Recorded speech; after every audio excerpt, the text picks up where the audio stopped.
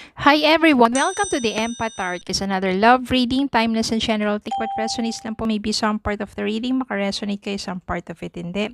Tignan natin ngayon kung anong love connections, lessons in life and guidance ang ating mababatid for this reading.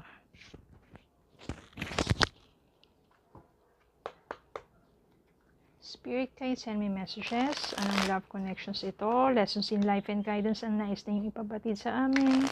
Mga aral at kabay sa buhay pag-ibig.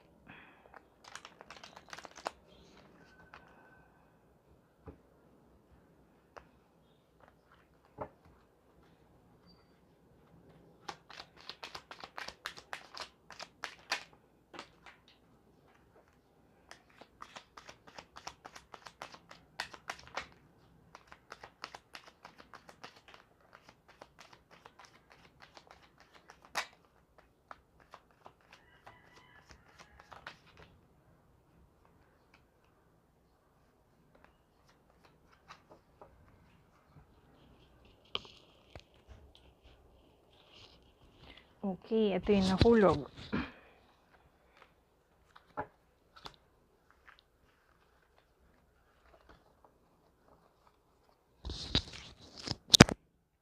Seven of Cups. Two of Swords. Page of Pentacles. The Star. Hermit. Seven of Pentacles. Ace of Pentacles. Four of Wands. Justice. Three of Wands. Five of Pentacles.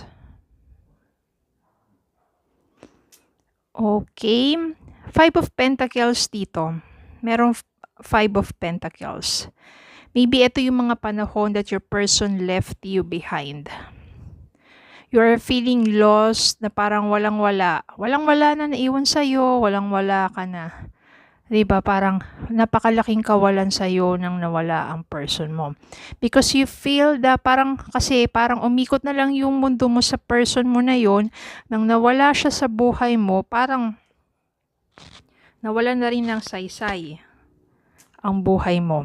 Nandiyan yung na-depress ka, nandiyan yung sobra ka nasaktan, di ba? May mga panahon na gusto mo na lang mapag-isa. Yung hermit mode na yan. Yung ayaw mo munang kumausap ng kahit sino, kahit mga kaibigan mo, kahit pamilya mo. You want to be alone. Sobra ka nag-iisip-isip, bakit nangyari yun? Nagmahal ka lang naman, bakit nasaktan ka ng ganun? Then, dumating yung time na marami kang naging options pagdating sa love dahil marami naman humahanga sa'yo, marami naman nagpaparamdam sa'yo. You realize na hindi naman tama na magmukmuk ka pa dun sa taong yun. Kaya, nang dumating ang opportunity para sa isang magandang kabuhayan, maaring negosyo, trabaho, o pagkakakitaan, grab mo yung opportunity na yon. May mga tao talagang tumulong sa'yo para umasenso ka, para umangat ka sa buhay. Seven of Pentacles dito, ibig sabihin lahat ng paghihirap mo ay iyong aanihin. Ito yung inaani na. Kasi nang na-heartbroken ka, maybe binaling mo yung focus mo dun sa sarili mo, self-focus, self-love, self-care. Tapos nagpaka-busy ka na lang sa trabaho o sa kabuhayan mo, sa negosyo, para umangat ka ng husto sa buhay mo at tunulungan ka naman ng mga tao na nandiyan sa paligid mo. Because you realize na wala namang mangyayari kung magmumukmuk ka. Maapektuhan lang yung mental health, emotional health, physical health, diba? And spiritual, naging malaking tulong din yung itong pagiging hermit mode mo because when you think alone, you have reflections at mas nakatulong yung spiritual reflections na yon na patatagin yung faith mo. kay God. Yung Two of Swords dito, lumabas dahil maaring nagpaparamdam yung person mo. Etong Page of Pentacles din na to maaring siya rin ito Maaring nagpaparamdam siya na nais bumalik sa buhay mo dahil palagi kanyang iniisip. Maaring na-miss ka niya. Maaring napagtanto na rin niya sa sarili niya yung mga nagawa niyang pagkukulang sa iyo, mga mali niya sa iyo. Pero nagdadalawang isip ka. You are undecided. Kung tatanggapin mo yung person mo na yung bakit, di ba parang sa ginawa mo sa akin, iniwan mo ko. Tapos ngayon, kung kailan matatag na ako sa kabuhayan ko, kung kailan maunlad na ako, maganda na tinatakbo ng buhay ko kahit wala ka, tapos bigla kang babalik. Diba? Well, maari naman yung person mo, this time, ang ino-offer naman niya sa'yo ay isang stable na relationship na at maari nga talaga na pagtanto na rin niya mga pagkakamali niya. At maybe, sincere na siya doon sa paghingi niya ng tawad at doon sa muling pagbalik niya sa buhay mo. This person wants it to be to work things out between the two of you this time. Yung star dito, maybe you have to ask for signs to take you to the right direction. If you are undecided to accept this person back into your life, maybe you need to have some signs. Kailangan lang niya sigurong patunayan sa iyo na sincero siya, na malinis ang kanyang hangarin. Diba? At maari dito dahil lumabas yung Four of Wands, maaring malinis naman at okay naman ang kanyang intention sa iyo at sincero naman siya sa kanyang paghingi ng tawad at muling pagbabalik. Kasi Four of Wands dito means you are being reunited. There will be reunion or reconciliation.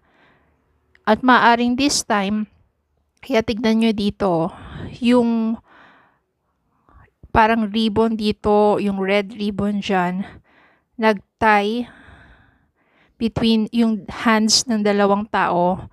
Maybe this time, itong inyong reconciliation ay mauwi na. No?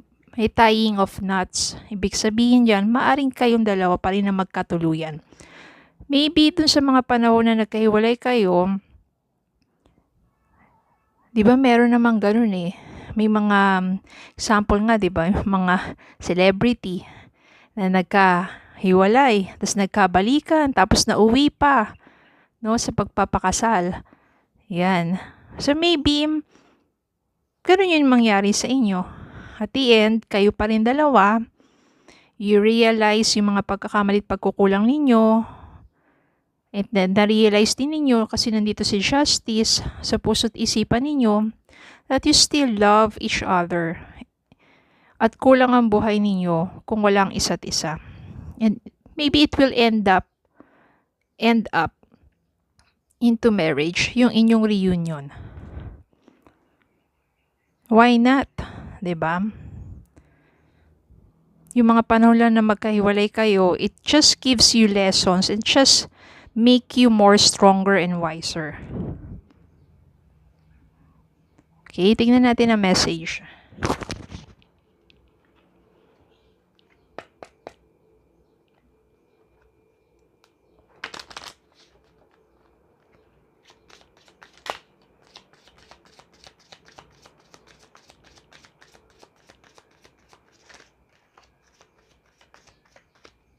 Again, kanina Chemistry, there's a strong magnetic attraction here. So, meron pa rin kayong chemistry sa isa't isa. Kaya siguro doon sa pagbabalikan ninyo, yung pa rin, yung nangibabaw, yung chemistry ninyo, no, sa isa't isa. Meron dito, free yourself, no? It's time to take back control of your life. Maybe ito yung mga panahon na you have to take control of your life kasi ang nangyari dati, codependency, nang nawala yung person mo, parang gumuho na yung buhay mo, then maybe you have to free yourself and it's time to take back of your control of your life. Na nagkabalikan kayo, there will be chemistry, there's strong attraction, magnetic attraction. And give your relationship a chance. Work on your partnership. Kaya ito na nga, another chance, and maybe this chance will bring you closer together. Maybe this chance will bring you to the path for you together forever na this time by tying knots. Okay, so yun lang po. Maraming salamat po for watching. Please don't forget to like, share, comment, and subscribe. Follow me on Facebook and TikTok. Have a good day po and God bless.